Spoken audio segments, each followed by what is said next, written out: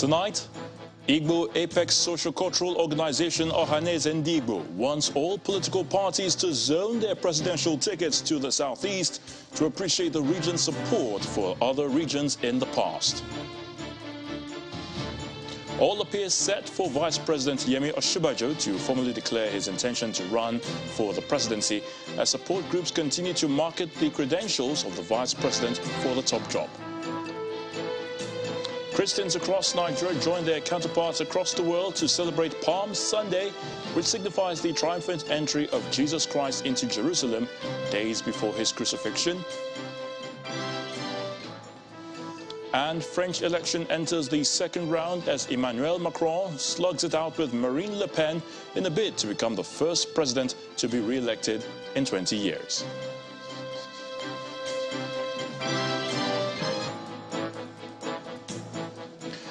As the two major political parties get set to elect their flag bearers for the 2023 general elections next month, political alignments have continued across board in different parts of the country. Now, one group that's not about to be left out in the alignments is the Igbo Apex Social-Cultural Group, the Ohanaeze Ndigbo. The group at a meeting in Owerri, the Imo State capital, is calling on not just the two leading parties, but indeed all political parties to zone their presidential tickets to the southeast. President General of Ohanaeze Ndigbo, Professor George Obiozor, and other notable speakers at the event based their argument on the fact that the southeast has supported other regions in the past to clinch the presidency, and according to them, it's payback time. It's a gathering of leaders from the southeast region led by the President General of Ohanaeze Ndigbo, Professor George Obiozor, who is making his first official public appearance since his country home was attacked by gunmen weeks ago. Also present for this meeting to chart a course for Ndigbos here at the banquet hall of the Imo State Government House is the governor of the state, Hope Uzodimma, traditional rulers, politicians and others. Top on the agenda is the 2023 presidency, the release of the proscribed IPOB leader Nnamdi Kanu, insecurity in the zone, and one after the other, the leaders express their views. Everyone knows that if there is anything Ndigbo craves, it is for one of their own to become the president of Nigeria. We have both material and human resource to lead the country.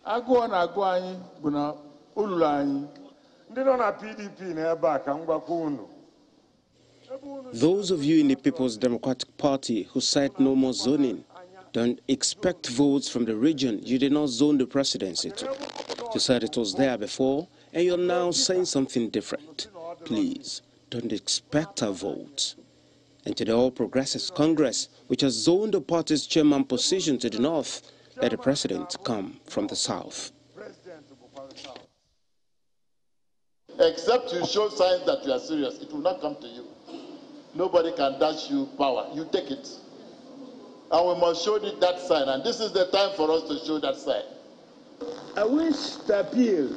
Professor Obiozor makes an appeal to all political parties ahead of the next election, besides other requests. I call on all political parties in the country to zone the presidency to the southeast.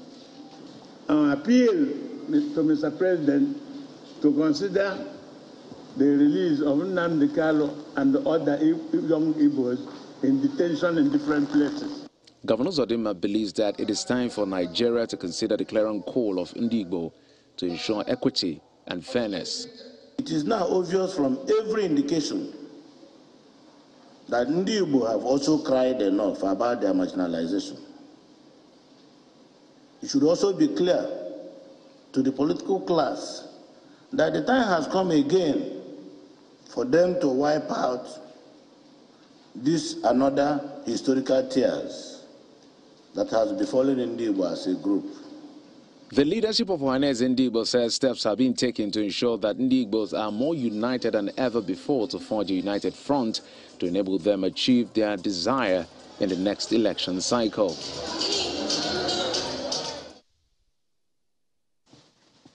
Meanwhile, one of the presidential hopefuls from the southeast region, former governor of Anambra State, Peter Obi, is not just relying on Ohanaeze Ndigbo to sell his agenda to Nigerians.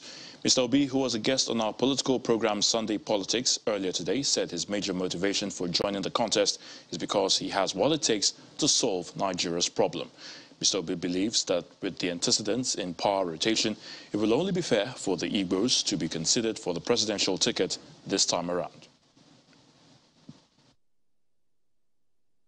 Yes, I know that the issue of consensus is being presently canvassed within the PDP family, and we are not against that. We agree with that. If that consensus is going to be based on fairness, equity, respect, and love for each zone in a multinational nation like Nigeria, multi-ethnic, with zones, what you need for inclusiveness is to ensure fairness, equity, love of each other. That is even enshrined in our Constitution when they mention issue of national character. If you go there, the Constitution was very clear, is to ensure that every zone and every area is included in the power sharing. So for us, if the consensus is based on equity and fairness and respect, we will accept it. Is your position as of yesterday, if you can categorically tell us, is that the Southeast aspirants in the PDP want to present a unified voice, a unified aspirant? Is that the case? So we just started yesterday, but we agreed to work together. And that will lead to something, just like they have agreed to work together. They haven't agreed on one person. Maybe we just agreed that we're a family and we're going to work together for the interest of the Southeast. And we're doing that based on fairness, equity, and love of our love for the country and commitment to building a better Nigeria for our children. Staying with presidential hopefuls, barring any last-minute change, Vice President Yemi Osinbajo will formally make his intention to run for the highest office in the land known on Monday. The Vice President, who has been meeting with progressive governors this evening as part of his consultations, is expected to announce his bid any time from now. Meanwhile, the various support groups backing the Vice President for the top job are also optimistic that it's now just a matter of hours before Vice President Yemi Osinbajo hearkens to their call. One of such groups, which met in Lagos today, says Professor Osinbajo enjoys massive support across the country and should be supported by party faithfuls to win the party's ticket. We hereby call on the Vice President of Nigeria, Professor Yemi Osinbajo, SAN, despite all political tethers, to invoke the doctrine of service above self and make open declaration to over 200 million Nigerians patiently waiting on his 2023 presidential bid. We appeal to him to declare as millions of Nigerians across the country and abroad. We again appeal to Mr. President, His Excellency President Muhammadu Buhari, GCFR, all 36 state governors, FCT, all the senators, the 360 members of the National Assembly, the 774 local government chairmen, and all the leadership of the All Progressive Congress, APC, to endorse a worthy candidate in Professor Yemi Osinbajo and give Nigerians a taste of his brilliance. Let us join hands with you to lift our country into greatness under the leadership of a true God-fearing man. And now to Taraba State, where the state governor Darius Ishaku is asking the ruling party in the state, that's the PDP, to be more united in order to win all elected positions in the state in the 2023 general elections. At a caucus meeting of the party to address some of its teething problems, Governor Ishaku assured that the party will allow for a level playing ground for all aspirants during the primaries. However, the All Progressives Congress, APC, in the state says it is ready to give the PDP a run for its money as it's set to take over from the PDP in Taraba for the first time since the return to democracy. The People's Democratic Party, PDP, has been the ruling party in Taraba State since August 27, 1991, when it was carved out of the then Gongola State. This caucus meeting of the PDP is to reinvigorate and strengthen the party to maintain its winning streak in future elections. Some party members have shown interest to contest for elective positions. However, the state governor Darius Ishaku, represented by his deputy, warns that the party's interest supersedes that of individuals. When we are campaigning, we should know how to. Let us not do campaign of hatred. You remember that even when you need this election, whoever that you contest with, you will need him or her during the general election. This is a very, very important aspect that the governor said I should take. Taraba State Governor Darius Ishaku is the only aspirant under the platform of the PDP who has shown interest to vie for the senatorial position in the southern zone of the state. Some party members have purchased the nomination form for him to contest, maintaining that they have seen his developmental strides as governor. Governor Ishaku assures them of quality representation at the Senate. It only shows that they have appreciated what we collectively, with the team, have done in Taraba State. And except you are in Taraba, you will not appreciate the changes that had happened. From little beginnings, from little incomes, the state is one of the poorest in the nation. Although we have rich resources, but most of them are not tapped. But we're able to harness it to make a U-turn in virtually all the aspects. Is it education, agriculture, water, etc.? The opposition APC in the state, however, says it is watching the PDP keenly and boasts of luring former deputy minority leader of the Senate to the party. The party, being the only living opposition party, has been in shambles. And so it's one of the feelings of the distinguished senator to try to reposition it, to be able to fight and fight well in order to take over the mantle of leadership of Taraba State in 2023. Both parties are set to slug it out for the elective positions in the 2023 general elections. However, it is not clear which senatorial district will produce the next governor of the state, as none of the parties have come up with a conclusive zoning arrangement to follow ahead of the 2023 general elections. In part two, after the break, the NDLEA arrests 52-year-old man returning to Nigeria from Brazil, trying to traffic parcels of cocaine concealed in children's duvets. Stay with us.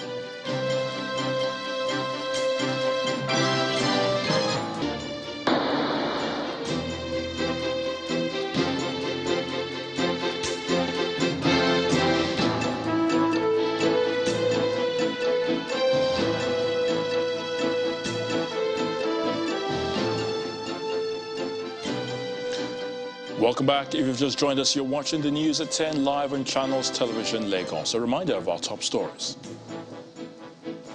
Igbo Apex Socio-Cultural Organization, Ohaneze Ndigbo, wants all political parties to zone their presidential tickets to the southeast to appreciate the region's support for other regions in the past.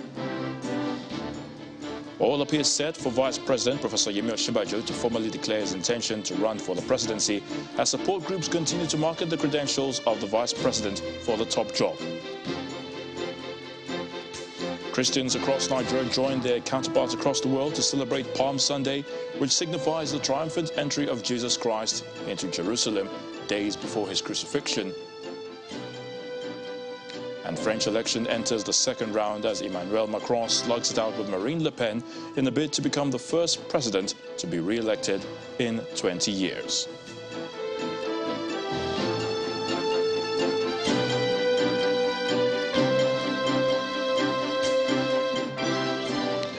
Reactions are still trailing the recent rejection of some strategic gender bills at the National Assembly.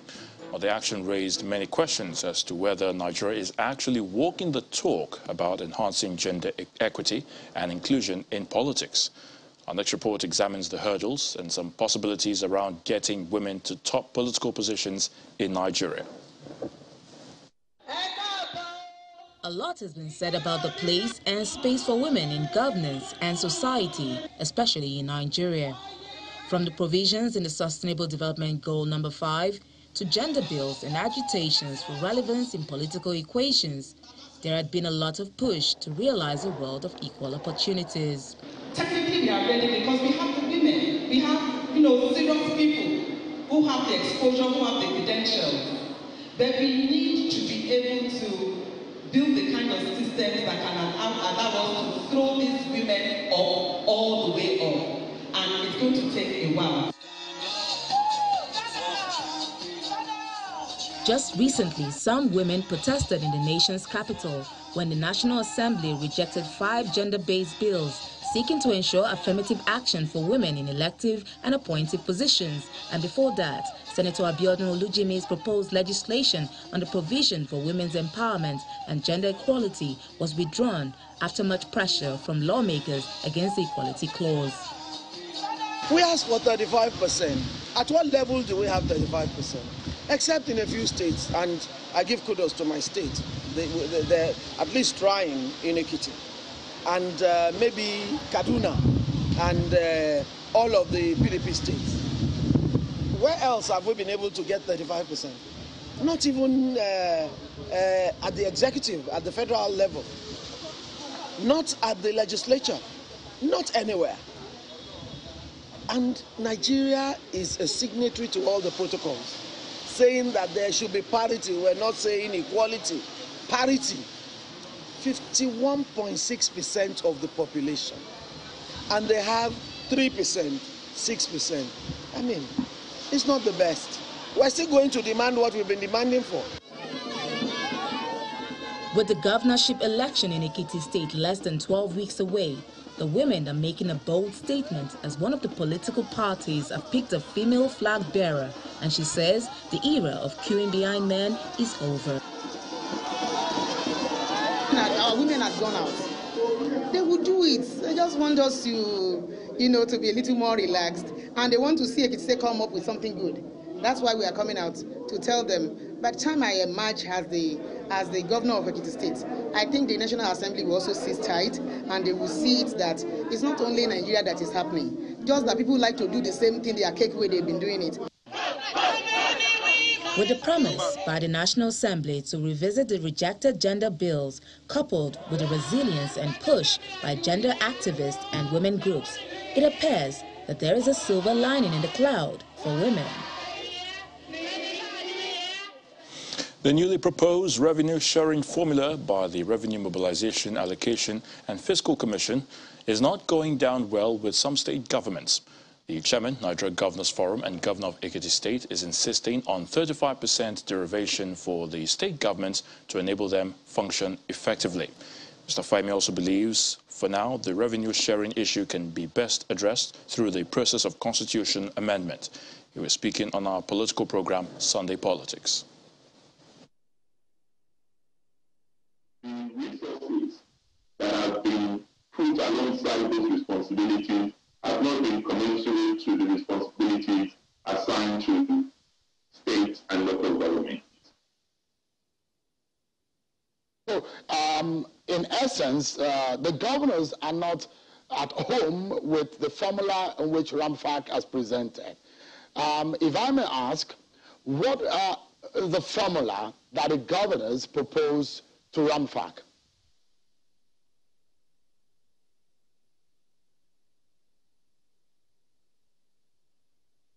I can't say you, Sean, so I really don't know what you just said.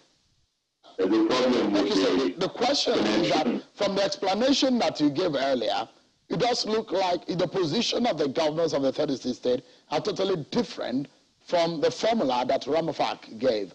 So I was asking, can you give us the position of the governors? What formula was it that the governors presented to Ramaphosa, or which the governors think will be fair in terms of the distribution and allocation of wealth? Well, the Nigerian Forum has been on this matter for quite a considerable length of time. And I recall I was a member of the forum at the time that a committee was put together by the forum, the Fashola Committee, Governor Fashola, current Minister of Work, headed that committee. And what the committee recommended was that we should have a formula that is more resources allocated to states and the local government. And instead of the 42% that you've just seen that is being proposed, 45% that you've just shown on your screen, I believe it was 42% that the Nigerian Governors Forum has put forward, and 35% for states, and 26% or thereabout for local governments. Christian faithful in Nigeria have joined the rest of the world to mark Palm Sunday ahead of the Holy Week. At various worship centers in Lagos, congregants were seen clutching palm leaves in commemoration of Jesus' triumphant entry into Jerusalem. The message from the pulpit has been those of extolling the lessons of humility. Crucified Christ, they experience the joy and peace which the world cannot give. Every year in the Christian calendar, the mode of service has these add-ons where congregants clutch in their hands strands and small branches of palm tree. So on a day like this, church service is called Palm Sunday.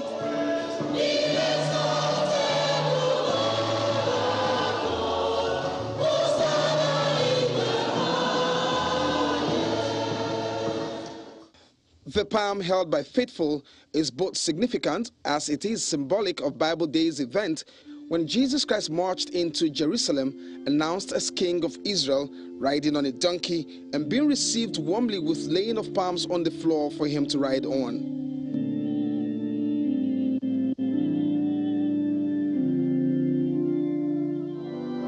The Palm Sunday service is also notable for being the beginning of the Holy Week, when Jesus will die and resurrect, bringing into effect the true essence of the Christian faith. Eternal Father, we thank you, we worship you for this great opportunity we have received from you to commemorate the triumphant entry of your Son Jesus Christ into Jerusalem. It shall be a time of joy, a time of gladness, and we shall all resurrect to reign with Jesus at the last day. And the message of Jesus' triumphant entry into Jerusalem is a lesson of humility, and that is captured in this sermon. The original Palm Sunday celebration was filled with shouts of praise based on the world's idea of victory and the belief that King Jesus would defeat the Roman Empire. Today we know better and celebrate the steadfastness and humility of Jesus to establish success in this life over sin and temptation. Although this year's procession has not been as elaborate as it used to be on the streets in the metropolis, and understandably so, but faithful appear undaunted in their worship practice. The feast we celebrate today is not just a memorial, it is also something that we live out in our lives. So every Christian is expected to live out the holiness of this week, conscious of the fact that the history of our salvation, the reconciliation of human race back to God, will be taking place this week. And for Christians generally, we should not just carry palm. When we carry the palm, we are also to remind ourselves that we are proclaiming Christ as the King of the universe, and also we are professing our faith of what will happen at the end of time when Christ will become the King of glory. Easter is some days away. It does appear it will be a boisterous celebration post-pandemic, also considering the ease of several restrictions occasioned by COVID-19. Olu Phillips, Channels Television News. To security now, the Inspector General of Police, Usman Alkali Baba, is assuring Nigerians that officers and men of the Nigeria Police are always on their toes to ensure safety across the country. The IGP gave this assurance while assessing the deployment of personnel along the Abuja-Kaduna-Kano Expressway and Abuja-Jere to Kaduna Road. According to the Acting Force Public Relations Officer, CSP Olumuyiwa Adejobi, the reassurance is in furtherance of the IGP's zeal to ensure the sustainability of the security arrangements along the routes and within the axis. It says such supervisory moves would be extended to other parts of the country as soon as possible. The deployment of officers to the Abuja-Kaduna Highway follows the recent attack on a train along the Abuja-Kaduna rail track, which has so far claimed 9 lives. Meanwhile, there is palpable tension in Jos metropolis following rumors of terrorist attacks on security formations and other strategic places, including worship centers. As part of security measures put in place, access roads leading to police headquarters as well as routes to the Jos Correctional Center, the Department of State Security and Operation Safe Haven headquarters have all been closed to vehicular movement, forcing motorists to seek alternative routes. Now, the road closure has also resulted in heavy gridlock along the House of Assembly Road, which seems to be the only available route besides the British-American Junction, which is currently under construction. In response to the noticeable presence of security personnel and closure of some roads, the Public Relations Officer of the Plateau State Police Command, Gabriel Uba, is however urging residents to go about their legitimate businesses as security agencies have put in place measures to avert any attack. Following the recent spate of attacks on infrastructure and innocent citizens, including those on the Abuja to Kaduna rail line, as well as the Irigwe Festival in Basa, Plateau State, a retired general is now calling for a renewed focus on happenings in the rural areas, as well as the application of more non-kinetic methods to address the country's security challenges.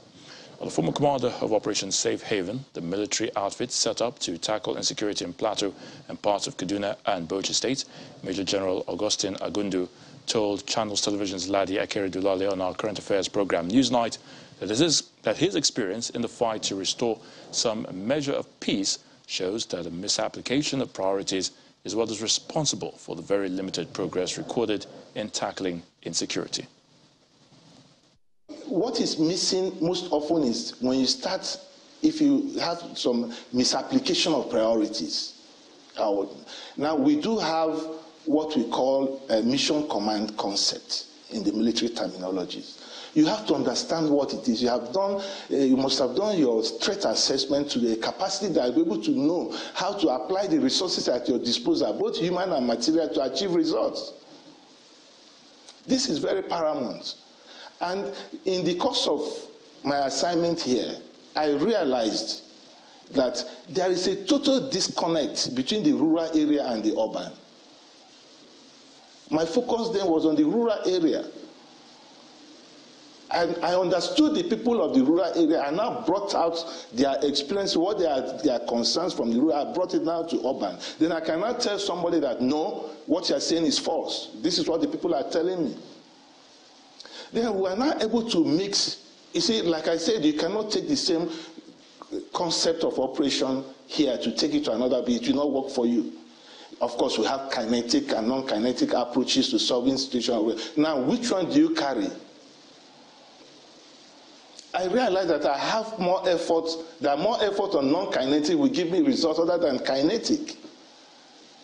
In some instances, I tell my soldiers in the first instance that remember that you are with our citizens. They are not that, they have a perception that has born in their heart over time, and sometimes they see you as the enemy.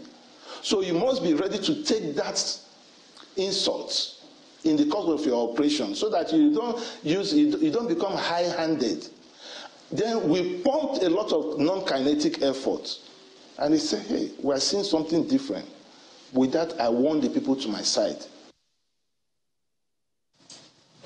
For the full interview with Major General Agundu, do watch Newsnight tomorrow, Monday, April the 11th at 9 p.m. right here on Channels Television. Still ahead on the news at 10, French election enters the second round as Emmanuel Macron slug it out with Marine Le Pen in a bid to become the first president to be re-elected in 20 years.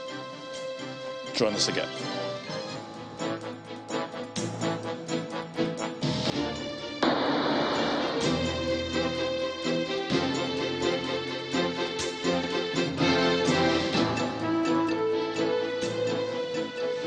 Welcome back.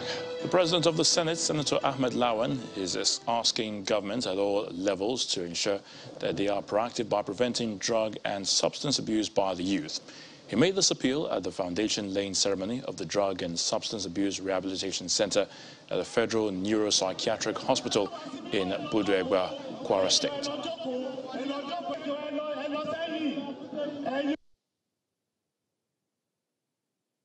The youth in any nation are the leaders of tomorrow, and you need to preserve, skill the youth for them to be leaders tomorrow. Today is a fact that across the country we are challenged as a people, as a nation, by substance and drug abuse. Some of them that fall victims, some of our youth, need to be rehabilitated. But I want to take the opportunity here to appeal to all of us in leadership positions at all levels of government, federal, state, and local government, to ensure that we are proactive, that we make it difficult for drugs and substances to be available for them to be abused, that we protect our youth, because by protecting them, we are protecting our tomorrow, we are protecting the development of our nation. And therefore, this particular project is one sure way of ensuring that those that are fallen victims would have a rehabilitation center to go to for rehabilitation. Meanwhile, the National Drug Law Enforcement Agency, the NDLEA, is thwarting more attempted smuggling of illicit drugs across the country. In Lagos, a 52-year-old man, Hilary Uchenna from Imo State, was arrested at the Murtala Mohammed Airport on his return from Brazil for trying to traffic 101 parcels of cocaine concealed in children's duvets. In Enugu, an illicit drug called skunk, hidden in detergents, was seized from a 37-year-old man, Ezekwesili Afemofine, from Anambra State at the Akanu Biam International Airport on his return from South Africa. Other raids in Edo, Akwa Ibom, Ondo, and Zamfara states led to the arrest of more suspects and the seizure of more illicit drugs, including cannabis sativa. The chairman of the NDLEA, Brigadier General Buba Marwa, in the press release from the agency, further commends the officers in the states concerned for their exemplary work in curtailing illicit drug trafficking and asked them to remain focused on contributing to the goal of ridding Nigeria of drug abuse and indeed smuggling. Direct the Ministry of Communication and Digital Economy, as well as the Nigeria Communications Commission, to reverse the decision to bar 72 million unlinked phone lines. That's the request to President Muhammadu Buhari by the Socio-Economic Rights and Accountability Project, SERAP, following the blocking of phone lines not linked to the National Identity Number, NIN. In a letter to the President, the rights group maintains that the federal government's decision is unlawful and it infringes on the rights to freedom of expression, family life, and socio-economic rights. It adds that the decision is also inconsistent and incompatible with the country's international legal obligations to respect, protect, promote, and facilitate economic rights. Last week, the federal government ordered telecommunications companies to block outgoing calls on all unlinked lines as the deadline for the verification expired on March the 31st. As part of the recovery support process for communities affected by conflict, a civil society group, Plan International, has rehabilitated and handed over 10 primary healthcare centers, mostly destroyed by the Boko Haram insurgents, to the government of Yobe State.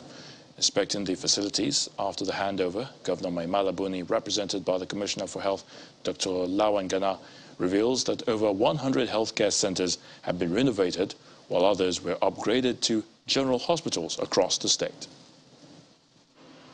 According to Nigeria's Sustainable Development Goal number 3, access to better healthcare services for all citizens is to be achieved before 2030. But that forecast appears to be a mirage, as women and child mortality continues to be a challenge. In Yobe State, beyond the deficit in healthcare delivery, the activities of Boko Haram insurgents has also brought setbacks to its healthcare system. The situation prompted a civil society group to rehabilitate 10 primary healthcare centers in 5 local government councils of Damaturu, Busari, Funne, Nguru, and Yusufari. The completion of these 10 health facilities, it is a step towards attaining our ambition to continually strengthen and, to do everything that is necessary to remove the barriers that prevent communities, particularly young girls and women, from accessing the relevant healthcare that they need to thrive, to be exactly what they want to be. On its part, the Yobe State government says it has so far established and rehabilitated 106 primary healthcare centers, in addition to 32,000 vulnerable persons who have been enrolled and are assessing its healthcare scheme. So far, about 32,100 poor and most vulnerable were registered, enrolled, and have started accessing care. This is in addition to the Basal Care Provision Fund, where over 22,000 most poor and most vulnerable were also registered and linked to the primary health care centers. Although Yobe State has a landmass of 45,502 square kilometers, with some difficult terrain associated with desertification, the residents are optimistic that the primary healthcare centers, when fully put in use, will greatly reduce inaccessibility to healthcare services faced by the people.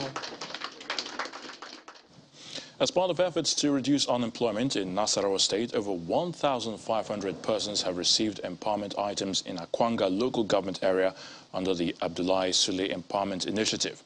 The initiative, the conveners say, is to cushion the hardship faced by entrepreneurs and to complement the efforts of the government. Our correspondent Halima Gayam tells us more. Nasarawa State. Grinding machines, fertilizers, herbicides, sprayers, wrappers and cash, among others, to be distributed to over 1,500 persons in Akwanga local government area.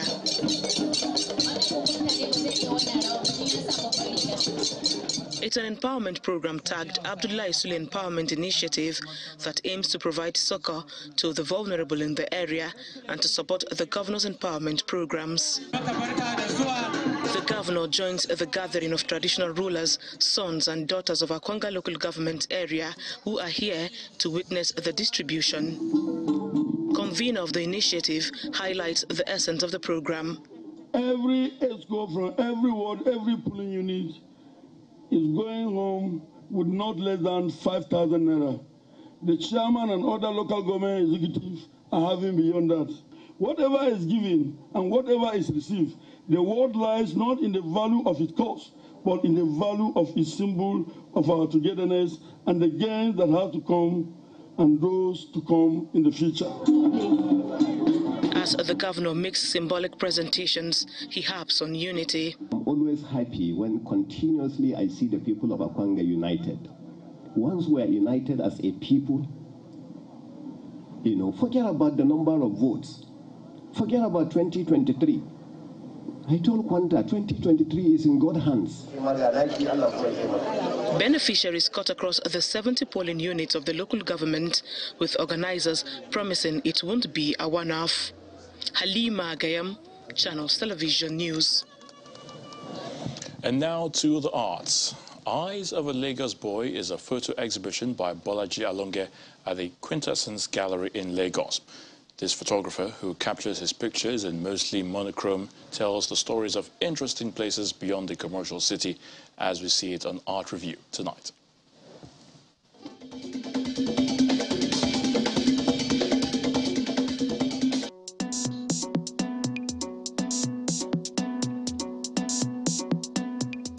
This is not the first time contemporary photographer Bolaji Alonge is capturing the commercial city of Lagos. In fact, it has become his forte. Bolaji Alonge is a well-known Nigerian contemporary photographer. He's been on the scene for quite a while now. This is a major solo exhibition that is having a quintessence, and we're very proud of his works. I mean, it's about seeing Lagos through his eyes. But this time round, this widely traveled photographer has also captured many other cities, and he shows all the adventure in his recent body of works, exclusively done for the Quintessence Gallery in Lagos.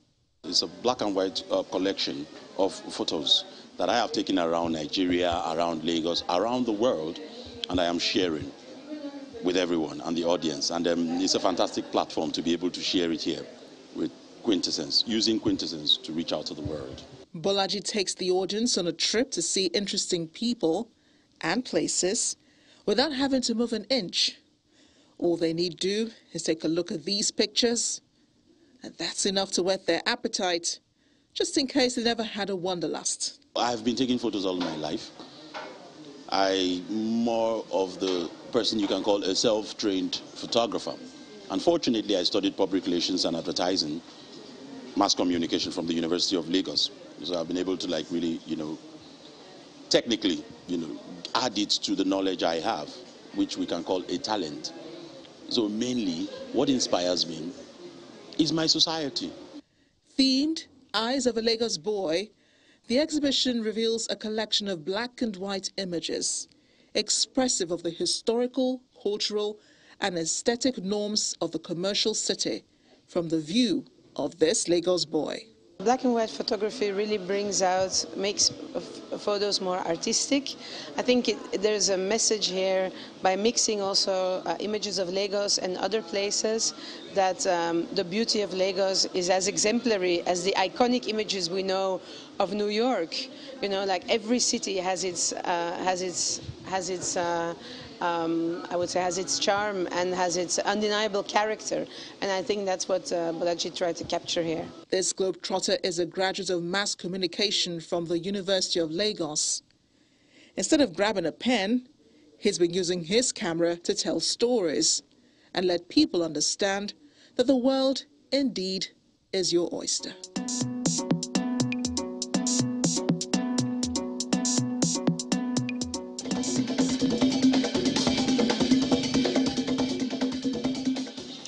To the French presidential election today, and President Emmanuel Macron was not able to claim majority votes in the first round of voting, garnering only 28.1% of votes. He now faces rival Marine Le Pen in the second round. Le Pen received 23.3% of the votes. It's a familiar situation for both candidates who faced off in the second round of the presidential election in 2017. In third place was hard-left candidate Jean-Luc Mélenchon, who had about 20% of the votes. A far-right candidate, Eric Zemmour, with 7.2% of votes, did not do as well as expected, and conservative candidate Valérie Pécresse, with only 5% of the votes, has registered the worst score for a mainstream party of the right in decades. The same goes for centre-left Socialist Party candidate Anne Hidalgo, who received 2.1% of the votes. Russia's defense ministry claims it carried out attacks on 86 military units in Ukraine on Saturday night. Areas hit were in the central eastern city of Dnipro, the southern Ukrainian city of Mykolaiv, and in Ukraine's second largest city, Kharkiv. It comes as Ukrainian authorities already reported Russian airstrikes completely ruined the airport in Dnipro. Meanwhile, Ukraine's prosecutor general says 1,222 bodies have been found in the Kiev region since Russian forces withdrew from the area. Authorities are also investigating over 5,000 cases of alleged war crimes committed by Russian troops since the invasion began. Here's more on the update. Satellite images taken on Friday, April the 8th, 2022, showed a long military column moving through the Ukrainian town of Veliki Berluk, heading south towards the Donbas region. Private U.S. company Maxa Technology said the images showed an 8-mile column, sharp-wing armored vehicles, trucks towing artillery and support equipment. Russia has failed to take one major city since the start of the invasion on February the 24th, but Ukraine says Russia is gathering its forces on the east for a major assault and has urged people to flee. The war has been hard on Ukrainian civilians, many whose homes and means of livelihood have been destroyed by Russian military airstrikes. Villagers in Ukraine's northern Chernihiv region on Saturday recall surviving weeks of shelling by Russian forces from cellars of their homes. 62-year-old retiree Natalia Titova said the top of her house started burning and they had to run outside. Others like Alexander Makov, who helped evacuate hundreds of civilians from his village, said he lived in his cellar for 42 days. Most of his neighborhood has been reduced to mounds of debris. On Sunday, a grave with at least 2 civilian bodies was found in the village of Buzova, near the capital Kiev. It is the latest report of such discovery since the Russian withdrawal from areas north of the capital. In the nearby town of Borodyanka, authorities continue to dig through the rubble of destroyed apartment blocks in their search for dozens of missing residents. Russian Defense Military released on Sunday footage of attack helicopters saying that its forces had destroyed a convoy of Ukraine's armored vehicles and anti-aircraft warfare. A statement from the Defense Ministry says attack helicopters Ka-52 destroyed weapons and military equipment of the armed forces of Ukraine. Ukrainian military officials were not immediately available for comment. Reuters news agency said the military published video footage of attack Ka-52 helicopters flying at extremely low altitude, launching missiles and firing from guns at ground targets. The location and the timing of the target was not specified. Meanwhile, Russian forces also claim to have destroyed an ammunition depot at the Myroron Air Base in central eastern Ukraine. A Ukrainian Air Force MiG-29 fighter and the Mi-8 helicopter were also destroyed in the attack on the base in the Poltava region, according to Ukrainian Defense Military, adding that a large ammunition depot was destroyed near the city of Novomoscow in the central eastern Dnipro region. Meanwhile, British Prime Minister Boris Johnson has held talks in Kiev with Ukraine's President Volodymyr Zelensky. A spokesman of the British government says the Prime Minister was using the visit to set out a new package of financial and military aid for that country. Wonderful country. I want to begin, Volodymyr, by saluting once again the bravery of the people of Ukraine in defying the appalling aggression that we have seen. In the last few weeks, the world has found new heroes, and those heroes are the people of Ukraine. When I was here just a few weeks ago, and we were in another room, I think in your palace, the defense intelligence that we had suggested that the Russians believed that Ukraine could be engulfed in a matter of days, and that Kiev would fall in hours to their armies, and how wrong they were. And I think that the Ukrainians have shown the courage of a lion, but you, Volodymyr, have given the roar of that lion. What Putin has done in places like Bucha and in Irpin, his war crimes, have permanently polluted his reputation and the reputation of his government.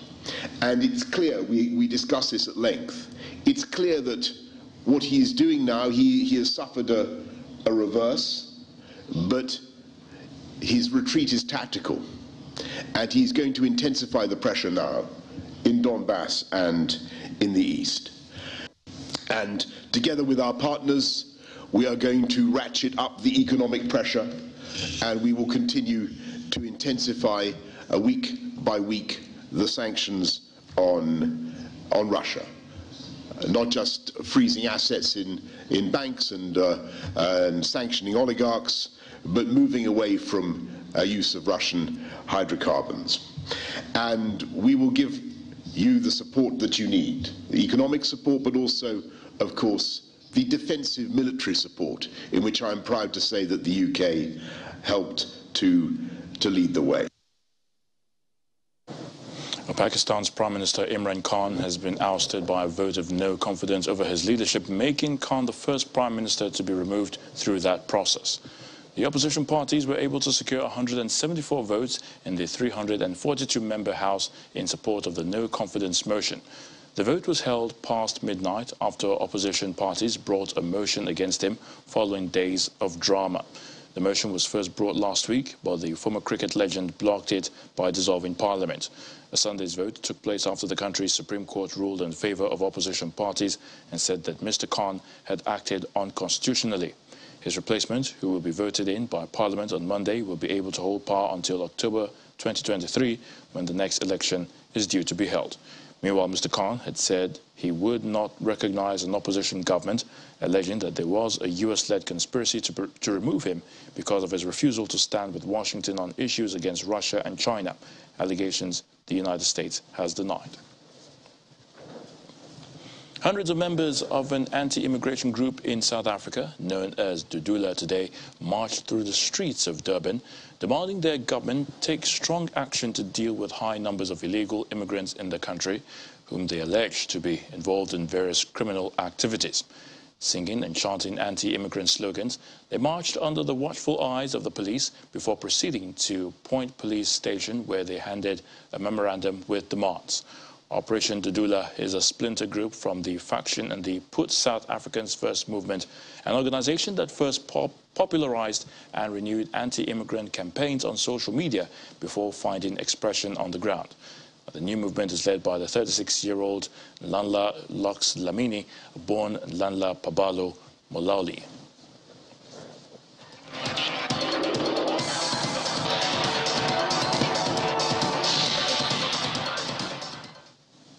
Time now for some sports news. Victor Mboma scored a brace as Enyimba beat Rangers 2-1 in a thrilling Oriental Derby clash at the Enyimba International Stadium in Aba in MPFL Matchday 22 clash. It was the first time Enyimba have done the double over Rangers in over 20 years. At the Teslim Balogun Stadium in Lagos, MFM boosted their survival hopes thanks to a 2-0 victory against Dakada FC. Ejike Uzoichi scored from the spot in the 21st minute as Sunshine Stars edged Abia Warriors. Niger Tornadoes also beat Wiki Tourists, with Musa Wakil netting the decisive goal 3 minutes from time. In England, Manchester City FC has preserved their 1-point lead at the top of the English Premier League after a pulsating 2-2 draw against title rivals Liverpool FC this evening. A Pep Guardiola side twice led in the blockbuster showdown at the Etihad Stadium, thanks to goals from Kevin De Bruyne and Gabriel Jesus. Liverpool hit back to equalise on both occasions through Diogo Jota and Sadio Mane. Brentford delivered a huge blow to West Ham's top four hopes as the Bees moved further clear of the relegation places with a 2-0 victory in West London. Leicester recorded a hard-fought win over Crystal Palace, while bottom club Norwich kept alive their slim hopes of avoiding a quick-fire return to the Championship and dealt a blow to fellow strugglers Burnley with a crucial win at Carrow Road. In Italy, Napoli's hopes of a first Serie A title since the days of Diego Maradona has suffered a blow earlier today after they slumped to a 3-2 home defeat to Europe-chasing Fiorentina.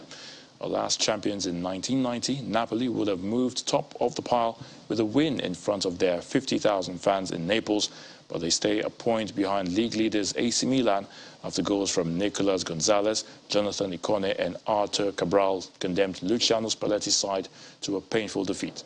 A Super Eagles forward, Victor Osimhen, was on the scoresheet for Napoli in the defeat, his 12th league goal this season. World number one Novak Djokovic plans to use the challenging experiences he has endured this year due to being unvaccinated against COVID-19 as fuel for the rest of the season.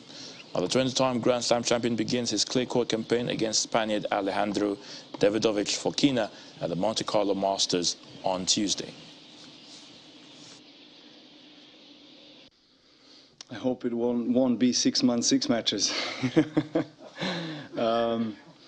Yeah, obviously I miss competition. You know, I still feel motivation to be on the tour and compete with young guys and try to challenge the best players in the world for the biggest titles. And Obviously, last 4 or 5 months have been really challenging for me mentally and emotionally, but you know, here I am, and I try to leave all of that behind and move on.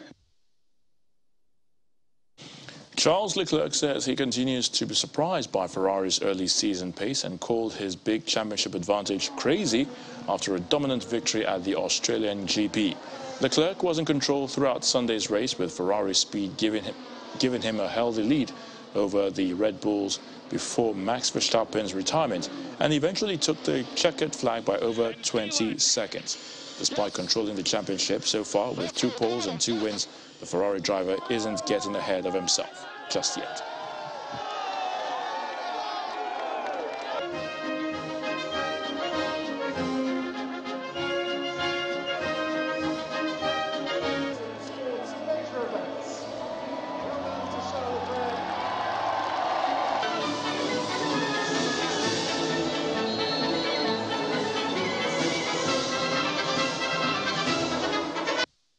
It feels good.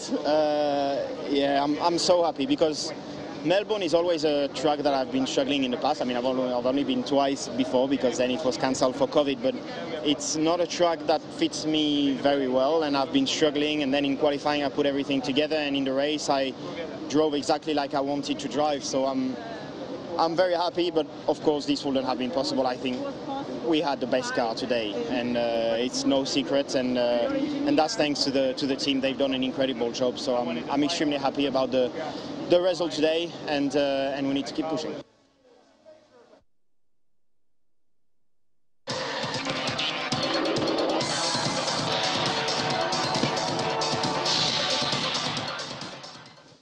And the main news again. The Igbo Apex Socio-Cultural Organization, Ohanaeze Ndigbo, has appealed to all political parties in the country to zone their presidential tickets to the southeast. This, the Igbo leaders believe, will be a good way of appreciating the region's support for other regions in the past. Feelers from the camp of the Vice President, Professor Yemi Osinbajo, suggest that he will formally announce his intention to join the race anytime from now.